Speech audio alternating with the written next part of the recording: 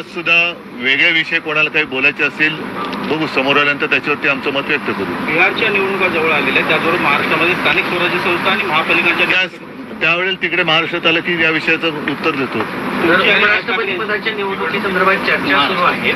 जर मराठी उमेदवार एनडीएने दिला तर याबरोबर देखील असं झालंय की मराठी उमेदवार असताना तुम्ही पाठिंबा दिला होता, तर अशा पद्धतीने जर मराठी उमेदवार आला आपण या सगळ्या शक्यता ज्या वेळेला जाहीर होतील तेव्हा बोलूया.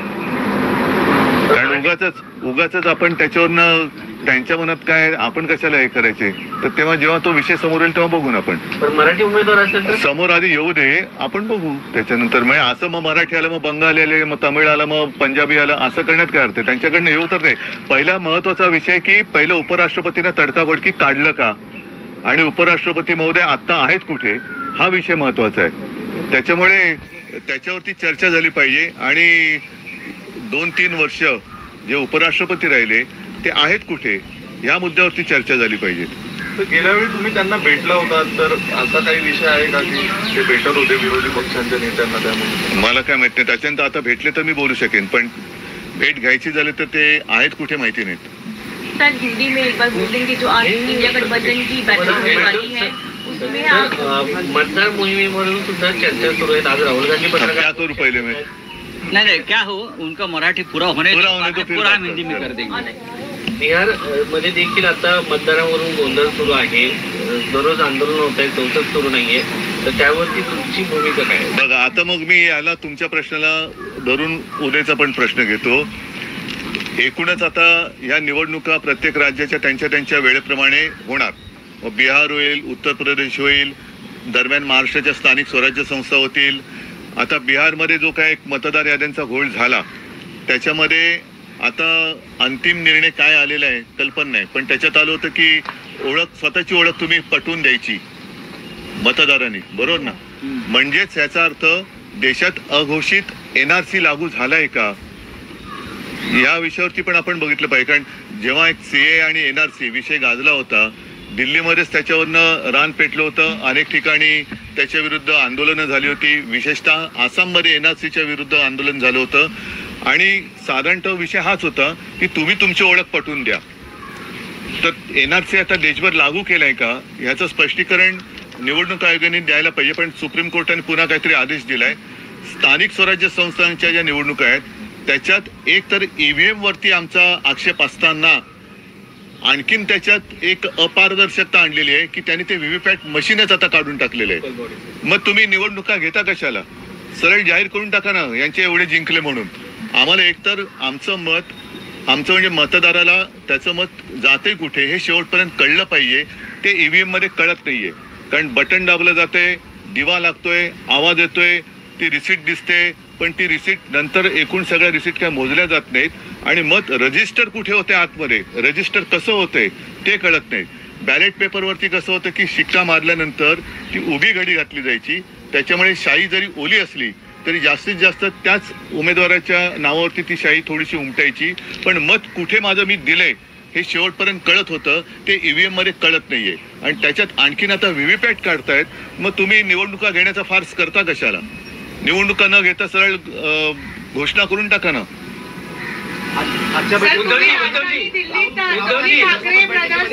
राज ठाकरे याच्या संदर्भात पण चर्चा होणार आहे का? कारण नाही मला काय माहिती नाही. पण त्याच्यावर चर्चा करण्याची दुसऱ्याला कोणाला गरज नाही. काँग्रेसची भूमिका दुसऱ्या कोणाला त्याच्यावर चर्चा करण्याची गरज नाही. आम्ही आमची भूमिका ठरवायला आम्ही समर्थ आहोत. योगायोग असा आहे की तुम्ही दिल्लीत आहात आणि त्यावेळेस राज्याचे उपमुख्यमंत्री एकनाथ शिंदे त्यांना ते मी काल अमित शहा आणि नरेंद्र मोदींची भेट घेतली. बघा मला त्यांचं असं म्हणणं आहे की आम्ही जे दुसरे म्हणजे तुम्ही जे आलेले आहात ते ज्यांनी बाळासाहेबांनी ज्यांना विरोध केला त्या मार्गाने ते निघालेले आहेत आणि आम्ही लोककल्याणकारी मार्गाकडे निघालेलो. त्यांचं एवढे ते त्यांचा विचार किंवा त्यांच्या याला उत्तर देण्या एवढे ते काय मान नाहीत. शेवटी गद्दार हा गद्दार असतो, त्याच्यामुळे गद्दाराच्या मताला मी काही किंमत देत नाही. नाही, पण ज्या त्यांना ठीक आहे, भेटी घ्याव्या लागतात उद्धवजी त्यांच्या मालकाला ते भेटायला आले असतील तर त्यांच्या मालकाला ते भेटायला आले असतील तर आपण त्याच्यावर काय बोलू शकतो? सर, तुम्ही इंडिया ब्लॉकचे पार्ट आहात. दोन्ही ठाकरे ब्रदर्स एकत्र आल्यानंतर तुम्ही पहिल्यांदा राजधानी दिल्लीत आलात. त्यात जेव्हा इंडिया ब्लॉकची बैठक होणार त्यात मी उत्तर दिले. नाही, पण त्यात म्हणजे ठीक आहे, पुढे हे होणार एक विषय जो अतिशय महत्वाचा आणि लागतोय सकाळपासून तो म्हणजे ट्रम्प टॅरिफ संदर्भातला. आता 50% ट्रम्प टॅरिफ आपल्याला लागू होणार आहे. सिंदूर असेल किंवा आता जे ट्रम्पने लागू केलेलं टॅरिफ असेल, पंतप्रधान यावरती कुठेच बोलताना दिसत नाही. आज तुम्ही आलं तर बोलता जाणार. तुमचा प्रश्न हा देशाच्या दृष्टीने खूप महत्वाचा प्रश्न आहे, कारण ह्याचा फटका हा सर्वसामान्यांना पण बसणार आहे. ट्रम्प आपल्या देशाची म्हणजे मोदींची अक्षरशः थट्टा करतायत, खिल्ली उडवतायत आणि आपण त्यांना अजिबात एक अवाक्षराने सुद्धा उत्तर देऊ शकत नाही आहोत. त्यांना जाब विचारणं तर सोडाच, पण त्यांना एका अक्षराने काही उत्तर देऊ शकत नाही आहोत. शेवटी आपला देश, आपल्या देशाचं सरकार चालवतोय कोण? देशाचं सरकार चालवतोय कोण? आणि म्हणून तुमच्या कदाचित आठवणीत असेल की शिवसेनेचा वर्धापन दिन जेव्हा झाला 19 जूनला, त्यावेळेला मी माझं एक मत व्यक्त केलं होतं की आज आपल्या देशाला पंतप्रधानांची गरज आहे, आपल्या देशाला परराष्ट्र मंत्र्यांची गरज आहे, संरक्षण मंत्र्यांची गरज आहे, गृहमंत्र्यांची गरज आहे. आजचे जे पंतप्रधान, गृहमंत्री, संरक्षण मंत्री आहेत ते भाजपाचे आहेत, कारण ते प्रचारामध्ये जातात. अगदी सिंदूर म्हणजे पेहलगामचा हल्ला झाल्यानंतर सुद्धा मोदीजी आले, पंतप्रधान म्हणून देशाचे असते तर ते पेहलगामला गेले असते, पण ते बिहारला गेले. त्याच्यामुळे हे सगळे भाजपाचे प्रचार मंत्री आहेत. एकूणच हे सरकार अपयशी, असफल आणि असहाय्य आहे. यांना कोणती परराष्ट्र नीती नाही. परराष्ट्र नीती यांची पूर्णपणाने अपयशी ठरलेली आहे. कोणतेही असं खंबीर धोरण नाही. म्हणजे एकदा अमेरिका तिकडनं डोळे वटारत असताना आपले मला वाटतं हे कुठे गेले, डोवल, रशिया, पंतप्रधान चीनला चाललेत. आता असं म्हणतात, मला माहिती नाही, तुमच्याकडे माहिती असेल की चीन बरोबरचे संबंध हे सुद्धा त्यांच्या मित्रासाठी काहीतरी नवीन दरवाजे उघडतात की काय. पण हे केवळ मित्रासाठी बघताना देशाची वातावत होते. त्याच्याकडे आपल्या सरकारने लक्ष दिलं पाहिजे. आणि एकूणच परत सांगतो की हे सर्वच बाबतीत, विशेषतः परराष्ट्र नीतीमध्ये पूर्णपणे अपयशी ठरलेलं सरकार आहे. सर, क्रिकेट खेळलं जाते पाकिस्तानसोबत मात्र क्रिकेट खेळलं जाणार आहे, त्याला कुठे विरोध होताना पाहायला मिळत नाही सरकारकडनं. एकीकडे ऑपरेशन सिंदूर बद्दल बोलायचं, क्रिकेटची सामने नाही, हे या सरकारला काही तशी नीतिमत्ता राहिलेलीच नाहीये. म्हणजे पाकिस्तान आपला दुश्मन आहे जे शिवसेना प्रमुख सांगायचे, तेव्हा इकडे दिल्लीमध्ये सुद्धा आम्ही मॅच रोखली होती, मुंबईमध्ये रोखली होती की जोपर्यंत दहशतवादी कारवाया पाकिस्तान थांबवत नाही तोपर्यंत पाकिस्तान सोबत कोणतेही संबंध ठेवता कामा नयेत. आणि माझ्या आठवणीप्रमाणे सुषमा स्वराज पण याबद्दल बोलल्या होत्या की आपण पाकिस्तानची क्रिकेट खेळता कामा नये. यांना हे मतलबाचं बघतात. म्हणजे आपल्या इकडे आम्हाला, म्हणजे आपल्याला सगळ्यांना देशप्रेमाचे सगळे धडे देतात आणि हे स्वतः म्हणजे अगदी जय शाह सकट आमच्या इथल्या पण मंत्र्यांची आणि इतर सुद्धा मंत्र्यांची मुलं बाळं दुबईला जाऊन पाकिस्तान बरोबरचा क्रिकेट सामना एन्जॉय करतात. हे देशभक्त असू शकत नाही. हे सच्चे देशभक्त नाहीत. देशभक्तीची जर व्याख्या करायची असेल तर सच्चा देशभक्ताने पाकिस्तान जोपर्यंत आपल्या सोबत ज्या दहशतवादी कारवाई करतो त्या थांबवत नाहीत तोपर्यंत पाकिस्तान बरोबर कोणतेही संबंध ठेवू नयेत. आणि ते ठेवणार नसेल तो सच्चा देशभक्त आहे.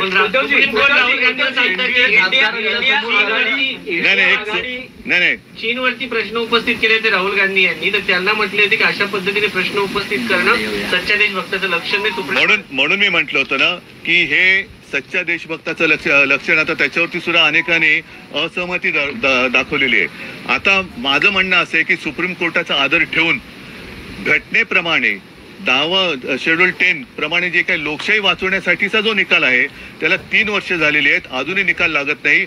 घटनेचा सन्मान आपल्या देशात राखला जातोय की नाही हे सुद्धा संपूर्ण देशातले देशभक्त वाट बघतायत. त्याच्याबद्दल सुद्धा सुप्रीम कोर्टाने आम्हाला अवगत करावे.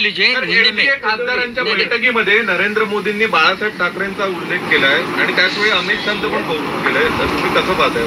नाही, मी काय बघत नाही त्याच्याकडे. इंडिया आघाडी विखुरलेली दिसते आहे. इंडिया आघाडी विखुरलेली दिसते, यासाठी आप इंडिया आघाडीतून बाहेर पडलेला आहे. ममता बॅनर्जींची वेगळी भूमिका आहे. अशा वेळेस महाराष्ट्राचं राजकारण बदलत असताना आणि दोन बंधू एकत्र येत असताना शिवसेना उद्धव बाळासाहेब ठाकरे हा पक्ष इंडिया आघाडीत राहणार का? पण माझं म्हणणं की अशा कुठे काय अटीतटी शर्ती नाहीच आहेत. त्याच्यामुळे मी म्हटलं ना की आमच्या दोघांचा निर्णय घ्यायला आम्ही दोघेही खंबीर आहोत. ठीक है, दूसरी हिंदी में बोलिए, अभी हो गया, बाद में करेंगे, बस हो गया, आप हिंदी की बात करिए. अमेरिका ने जो टैरिफ भारत पे लगाया है उसके बाद प्रधानमंत्री का एक बयान आया है. उन्होंने कहा है कि देश में किसानों को सबसे ऊपर रखा जाएगा और किसान हित के लिए हमेशा देश काम करेगा. अच्छा. और उन्होंने ये भी कहा है कि देश में कोई कॉम्प्रोमाइज नहीं होगा. दो तीन साल यहाँ जो किसान दिल्ली आना चाहते थे उनको रोका गया. 6 महीने 8 महीने कई सारे किसान, ना उन्होंने गर्मी की परवाह की, ना बारिश की ना सर्दी की परवाह की. उसमें कुछ किसान तो बेचारे मर गए. तब किसान आपको याद नहीं आए? अब किसान की याद आ रही है. तब अब जो सारे लोग कहते हैं कि मैं तो किसान का बेटा हूँ, मैं तो किसान का बेटा हूँ, तो ये सब बेटे उस वक्त कहाँ गए थे जब उनके किसान के बेटे मतलब जब उनके पिताजी अनशन पर बैठे थे, दिल्ली आने नहीं दिया, उनके ऊपर बंदूकें रोकी गई. बीच में काय त्याला म्हणतात किले भी खेळ्याला काय म्हणतात हिंदी खेळच, वो भी डाल दिए, दीवारें खड़ी कर दी और उनको नक्सलवादी कहा गया. तब आपको किसान की याद नहीं आई. तो ये सब झूठापन आहिस्ते आहिस्ते इनका नकाब फटते जा रहे, दिन ब दिन बेनकाब होते जा रहे और असली चेहरा उनका अब सामने आने लगा है. इंडिया ब्लॉक के बाद बैठक होनी है दिल्ली में सर. लंबे समय के बाद इंडिया गठबंधन की बैठक होने जा रही है. इस बीच आप लोग दोनों भाई भी एक साथ आए हैं कि आज दोनों साथ में जाएंगे वहाँ पे राहुल गांधी के पास? आप लोग हम दोनों भाई समर्थ है, हमें क्या करना है हम दोनों करेंगे, उसमें तीसरे की आवश्यकता नहीं है. सर, इलेक्शन कमीशन का एक ट्वीट है जिसपे उन्होंने कहा है कि एक भी सिंगल ऑपोजिशन पार्टी ने ऑब्जेक्शन रेज नहीं किया है ये एसआईआर पे, बिहार के एसआईआर. इलेक्शन कमीशन का ट्वीट बताओ नहीं. एक मिनट, इस बारे में अनिल जी आपको. बिहार राज्य में जो एसआईआर हो रहा है उसके बाद में जो 65 लाख मतदाताओं को इस सूची से निकाला गया है उसके कारण उन्होंने दिए हैं और उनका ये कहना है कि वहाँ पे 3 से 4 हजार मतदाता स्वयं आए हैं, लेकिन 1.6 जो BLAs पार्टी के तरफ से रहते हैं, जो पॉलिटिकल पार्टीज अपॉइंट करते हैं, उनमें से कोई ऑब्जेक्शंस या कोई भी उस तरह का एक्सेप्शन लिया नहीं गया है. लेकिन जब BLAs पार्टी के तरफ से एक्सेप्शंस लेते हैं उसकी कोई सुनवाई नहीं होती. BLO उस पर हावी होता है. उसके ऊपर ERO और AERO का भी रोल उतना ही जबरदस्त रहता है कि वहाँ पे कोई सुनवाई BLA के नहीं होती है. तो उन्होंने जो सेटअप किया हुआ जो पूरा का पूरा एक सिस्टम है उसको देखा जाए. चीफ इलेक्शन कमिश्नर को बार बार हमने भी जब मीटिंग करके उनको कहा था तो उसके ऊपर नहीं होती है. वन वे उनका डिक्टेट रहता है और उसको वहाँ पे सुधारा जाए तो डेमोक्रेसी सही मायने में हम कहेंगे कि भारतवर्ष में डेमोक्रेसी है. सर, एक सवाल ये है, आप लोग एसआईआर का मुद्दा संसद में उठा रहे हैं और चर्चा की मांग कर रहे हैं, लेकिन सरकार ये बार बार कह चुकी है और कई बार कह चुकी है कि एसआईआर की जो प्रक्रिया है वो चुनाव आयोग द्वारा की गई है, सरकार द्वारा नहीं की गई है. चुनाव आयोग को कंट्रोल कौन करता है? चुनाव आयोग को कंट्रोल कौन कर रहा है? सर, दोन भाऊ म्हणजे तुम्ही आणि राज ठाकरे, अरे आपण मुंबईत बोलू ना, आपण त्या दोन भावांना घेऊन दोन्ही भाऊ आवश्यकता नाही म्हणजे यामध्ये तुम्हाला दुसऱ्या कुठल्या पक्षाची गरज नाही का? 2018 में भी वो चाइना गए थे, उसके बाद 2020 में नेपाल में अपने जवान शहीद हुए थे. अब 2025 में फिर एक बार चाइना जाने की बात हो रही है. इस दौरे के बारे में आपका क्या कहना है? देखो, पहले तो इन्होंने साफ करना चाहिए कि कौन मतलब अपने देश के दुश्मन है और कौन अपने मित्र है. मित्र तो फिलहाल दिखाई नहीं दे रहे. प्रधानमंत्री जी पिछले 10 साल से लगातार पूरा चप्पा उन्होंने वो घूमे हैं. दुनिया में आप ऐसी कोई जगह शायद बची नहीं होगी जहां प्रधानमंत्री गए नहीं. लेकिन पाकिस्तान के साथ जो अपना संघर्ष चल रहा है, अब ये बात तो खुलकर सामने आई है कि इसके पीछे चाइना भी है जो पाकिस्तान को मदद कर रहा है. तो चाइना हो या पाकिस्तान हो, हमारा दोस्त है या दुश्मन है. बीच में तो बायकॉट चाइना करके इन्होंने शुरुआत की थी बात. तो अब चाइना में क्यों जा रहे हैं? अब चाइना में क्यों जा रहे हैं? पाकिस्तान हमारा दुश्मन है या नहीं है? फिर पाकिस्तान के साथ क्रिकेट क्यों खेल रहे हैं? अगर पाकिस्तान के साथ क्रिकेट खेल रहे हैं तो वो जो हमारी माता और बहनों का सिंदूर उजाड़ गया, उसके बारे में प्रधानमंत्री जी क्या जवाब देंगे और अमित शाह जी क्या जवाब देंगे? तो ये सब इनकी, जैसे मैंने कहा ना, इनके नकाब दिन ब दिन उतरते जा रहे, एक एक नकाब उतरते जा रहे। हिंदुत्व भी एक नकाब है, वो भी उतर गया है। और देश के लिए मैं कहता हूं कि अब देश को एक प्रधानमंत्री की जरूरत है, देश को एक गृह मंत्री की जरूरत है, क्योंकि मणिपुर आज भी जल रहा है, वहां कोई जा नहीं रहा। ये तो सिर्फ पार्टियां तोड़ने के पीछे पड़े हैं। परिवार को तोड़ो, पार्टी को तोड़ो, जितने भ्रष्टाचारी है उनको पार्टी में ले लो। तो ये तो पार्टी की बात होगी, देश की नहीं। तो देश के लिए एक मजबूत सरकार की जरूरत है, मजबूत प्रधानमंत्री की जरूरत है, गृह मंत्री, सब, रक्षा मंत्री हो या विदेश मंत्री हो, देश के लिए मंत्री चाहिए आज। एक चाहिए तो आप ऐसे, मैं तो विज्ञापन नहीं दे सकता कि चाहिए करके, लेकिन जब भी कोई आपत्ति आती है तो ये लापता होते हैं। सर, एनडीए की मीटिंग में उन्होंने कन्नड समिती, महाराष्ट्र एकीकरण समिती कन्नड सक्ती विरोधात, मी त्याच्याबद्दल बोलणार नाही। सर ठीक है, थैंक यू। सर हाल के दिनों में महाराष्ट्र में हिंदी भाषी और मराठी के बीच में जो दिख रहा है, नहीं हो रहा है, कुछ नहीं हो रहा है। ये बीजेपी की साजिश है। हमारी भूमिका स्पष्ट है, हम किसी भाषा का द्वेष नहीं करते, लेकिन हमारे ऊपर जबरदस्ती ना करे। फिर अगर भाषा की बात करें तो जैसे हिंदी भाषी प्रांत है, वहाँ 3 भाषा कौन सी सिखाएंगे आप? क्या वहाँ तेलुगु, तमिल, पंजाबी, मराठी, उड़िया, इस भाषा का आप जबरदस्ती कर सकते हो? अभी मैं आपके साथ कौन सी भाषा में बात कर रहा हूँ? तो क्या मुझे पहली कक्षा से हिंदी कंपलसरी थी? हमारे प्रधानमंत्री और गृह मंत्री तो गुजरात से आते हैं, तो भी वो हिंदी अच्छी बात करते हैं। जो अच्छा है, वो बातें अच्छी करते हैं, मतलब हिंदी बात अच्छी करते हैं। क्या उनको हिंदी भाषा पहले से कंपलसरी थी? तो जब भी जिसे वो जरूरत होती है वो सीख लेता है। तो जबरदस्ती ना करे। हिंदी भाषा के साथ हमारी कोई दुश्मनी नहीं है, लेकिन हम जबरदस्ती बर्दाश्त नहीं करेंगे। धन्यवाद, थैंक यू। चलो, जय हिंद, जय महाराष्ट्र। Thank you.